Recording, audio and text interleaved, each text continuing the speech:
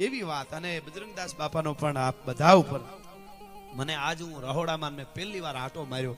મને વિચાર થયો કે આમ એક વખત આવે બુદ્ધિશાળીના બુદ્ધિના જે બાસકા ભરેલા માણસો વિશ્વની માલિકો છે, વૈજ્ઞાનિક જેટલા ઊંચા વિજ્ઞાન જ્યાં સુધી શોધ કરી છે એને હું ખૂબ વંદન કરું છું. એની મહેનત નાની નથી, પણ એકવાર ઈ વસ્તુ કરવા વાળા માણસને પણ અહીંયા આવી અને જો આનું સંશોધન કરે તો એની ત્રેવડ નથી.